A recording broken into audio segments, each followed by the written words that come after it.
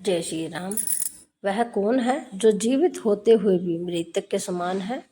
वो 14 प्रकार के लोग, आइए जानते हैं।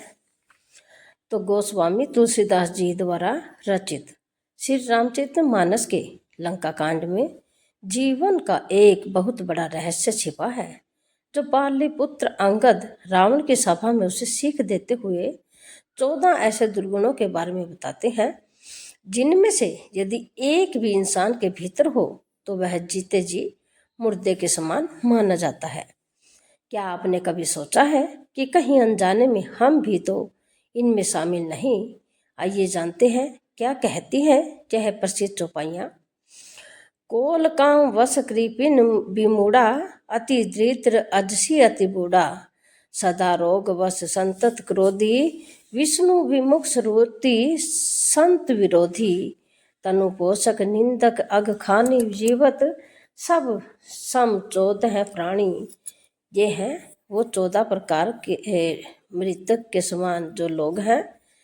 तो कोल नकारात्मक प्रवृत्ति वाले, जो हमेशा दुनिया से उल्टा चलते हैं, हर बात में नकारात्मकता खोजते हैं और समाज के नियमों का अकारण विरोध करते हैं।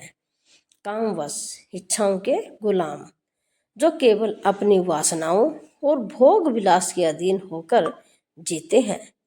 कृपण यानी कि महाकंजूस, वो इंसान जो धन होते हुए भी न खुद पर खर्च करता है, न परिवार पर, और न ही दान पुण्य करता है।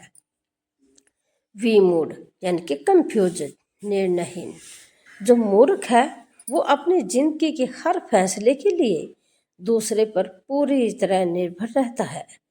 अति दरिद्र, यहाँ दरिद्रता का अर्थ केवल पैसों से नहीं, वो स्वच्छता, साहस, आत्मविश्वास और विचारों के से दरिद्र है, वह मृत समान है। अजसी यानी कि बेनाम व्यक्ति, वह इंसान जिसमें समाज में सम्मान खो दिया है और बुराइयों के कारण कुख्यात है।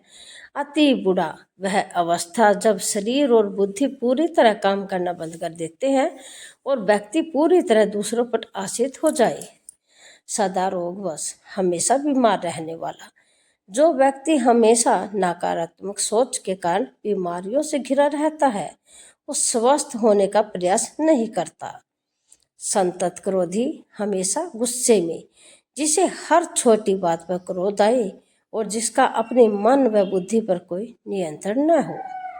विष्णु विमुख, ईश्वर विरोधी, जो अज्ञानतावश परम शक्ति ईश्वर के अस्तित्व को नकारता है और सिर्फ खुद को सर्वेश्वर मानता है।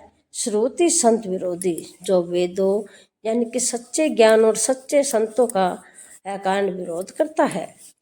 तनु पोषक, स्वार्थी, जिसे सिर्फ अपने सुख और अपने शरीर को पालने की चिंता होती है और दूसरों के प्रति कोई संवेदना नहीं होती।